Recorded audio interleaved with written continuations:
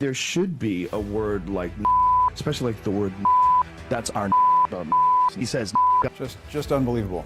Jim, this is all coming to light because of the recent controversy about anti-vaccine rhetoric on Rogan's podcast. The language Rogan has used around race in the past is just as, or maybe even more problematic. If you have a huge platform and millions of fans, what kind of responsibility do you have to give people reliable and factual information about the pandemic? Musicians Neil Young and Joni Mitchell pulled their music from Spotify in support of hundreds of medical experts who sent a letter asking for an end to misinformation on the platform. I mean, to me, it seems untenable to have that kind of video surface, that kind of compilation surface, and keep one's job. If you strike me down, I shall become more powerful than you can possibly imagine. You have been put through the ringer. Yeah, I definitely got put through the ringer. But my subscriptions went up massively. That's what's crazy. During the height of it all, I gained 2 million subscribers.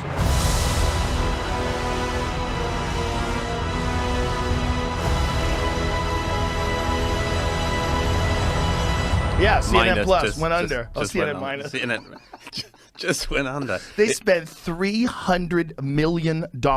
They got 10,000 subscribers. Imagine the hubris of thinking that something that people don't want for free, that you're going to charge money for it. Hello there. What's going on, everyone? Jeremy here from The Quartering, and we are now like a couple of months removed from the massive push to get Joe Rogan deplatformed, to get him removed from literally everything, to from Spotify to Twitter to Instagram. The left has been, and when I say the left, I also basically am including Silicon Valley, because at least until Elon's purchase of Twitter goes through finalized, there's not another like right-leaning company in media. They've been endlessly smearing him, whether it was Dr. Sanjay Gupta saying he was taking horse pace and refusing to revoke that, refusing to take responsibility for that. Whether it was everybody talking about him spreading COOF misinformation, and everybody talking about, oh my God, he made some edgy, he used the N-word in context, we should cancel him. Although the Planet of the Apes one was, I don't believe he's racist, but obviously that one looks good looks bad in context. But overall, Spotify has stuck by him, including removing the Obamas, which is even more leftist content, because nobody cares about it. Nobody's paying for it. And maybe Spotify doesn't really know who's consuming what, because they're using a sweet VPN. This video is sponsored by Private Internet Access. I'm going to make it real quick and casual. Look, it's 2022. If you don't have a VPN yet, make sure you get one. Private Internet Access has a strict no logs policy. It is 100% open source.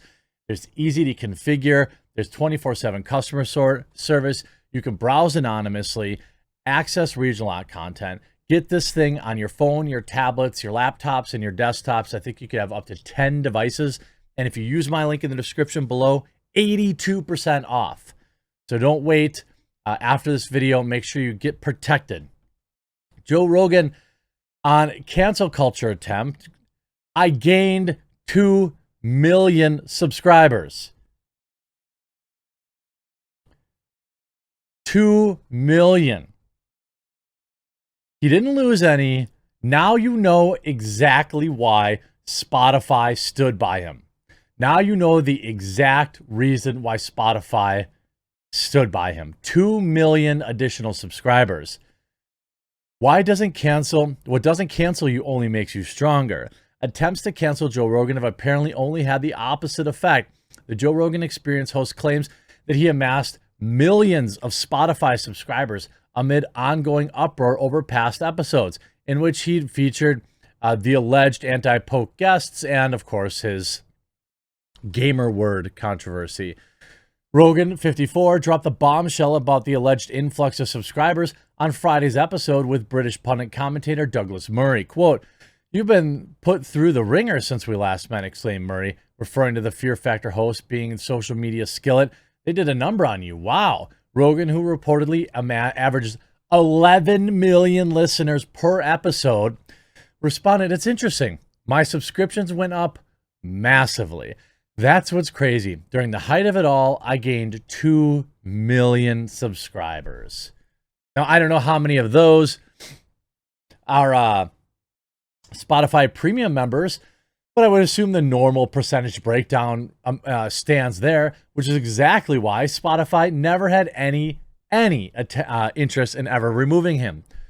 While Spotify doesn't publicly disclose the JRE subscriber numbers, sources have claimed that its subscriber base has grown consistently since he joined the platform and didn't surge due to any one event, according to The Hollywood Reporter.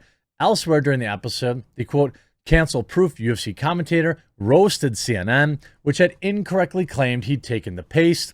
Rogan had actually taken, obviously, the human-approved version. Yeah, the media went for it. It's also fortunate that the people who went for it were CNN. He lamented, they're so untrustworthy, and people know how biased they are and socially weird their anchors are. That's like a direct shot at Stelter, I'm sure. The martial arts enthusiast also took shots at media conglomerate's short-lived streaming service CNN Plus, which went belly up after 3 weeks, scoffing, they spent $300 million. They get 10,000 subscribers. Imagine the hubris of thinking that people don't want for free, that you're going to charge money for it. The funny man added to the epic flop. Rogan had initially found himself in hot water over a JRE episode released on New Year's Eve, in it with Dr. Robert Malone and all these type of things. In response, A-list musicians Joni Mitchell and Neil Young pulled their music from Spotify in an attempt to get the platform to remove the juggernaut. Meanwhile, Rogan watchdogs made headlines the same month, sharing clips of the comedian using the word. Spotify never once acquiesced to the cancellation attempts, although it did yank over 100 episodes, from some of which featured well-known conservatives, far-right pundits, including Gavin, Michael Malice, Alex Jones. Which is hilarious. This, if you remember, just a few weeks ago, Joe Rogan threatened to walk away from his $200 million Spotify deal if he has to watch what he says. Months after musicians called for a boycott of the streaming service over his spicy gamer words and comments on the coof, it seems like the controversial podcasters only is getting concerned about cancel culture. In a recent episode of JRE, guest with MMA fighter Josh Barnett, he revealed he would be judged for every little thing he said during the podcast. Rogan echoed the 44-year-old fighter's fears, revealing that he will quit if push comes to shove. If I become something different because I grew bigger, I will quit. If it gets to the point that I can't do it anymore, where I have to do it in some sort of weird way where I walk on eggshells and mind my P's and Q's, F that, Joe Rogan said. I mean, of course he did.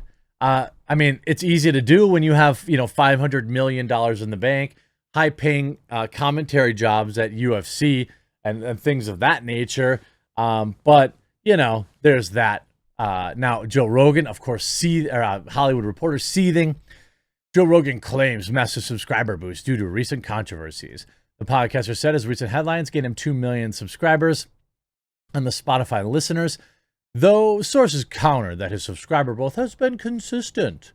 You know what's funny? What nobody's talking about in all this kind of narrative around Rogan is that if he gained 2 million, let's say he lost 1 million, then he gained 3 million. You get what I'm saying? So he didn't lose any. If he had consistent growth, that means that nobody left, that the entire force of the entire mainstream media was unable to get rid of Joe Rogan. And that is why you see them with such seething anger every time they cover him. Spotify didn't publicly release the JRE sub numbers, but sources clarified the show has been consistently growing since the podcaster joined the streamer, and it hasn't spiked due to any particular event. By one recent estimate, Rogan typically averages 11 million. Sure, one random source that you agree with. That's the whole thing with anonymous sources. Look, I think, and I stand by anonymous sources are an important thing for journalism. But also, I understand that everybody has a couple anonymous sources that always conveniently support their narrative or conveniently support whatever it is that they want you to believe. Of course, dunking on CNN Plus is also a big no-no. If we look at, Spotify stock too, it's not really translating, to be honest with you. I mean, today it's up 2.5%. 5 days, it's down massively, 15%. But all streaming services, all these kind of paid premium services, they're really under the microscope because inflation is real and people are looking at things that, hey, what can I afford? What can I afford? Here you see Spotify for the last 6 months. They had obviously the giant lockdown boost where they were at one point nearly $300 a share. Now it's trading at just $112. So they've lost 60% of their value in stock over the past 6 months. I think that has a lot to do with, peaking with growth during the sub boost and people thinking that was going to go on forever. Maybe they thought their friends in the government would keep it running forever and ever, but it turns out they didn't. So remember by the way, if you enjoy my coverage, I'm going to have 6 videos today probably. Make sure that you're subscribed to the channel on whatever platform you're watching on. I know you might have to create an account, but it really does help. And make sure that before the end of the day, you use that link in the description or pinned comment below to save 82% off private internet access. It helps the channel. It protects all of your devices. It's a win-win all around. Very strong sponsor that has stuck with me through thick and thin. I hope you enjoyed this video. We'll talk to you again real soon.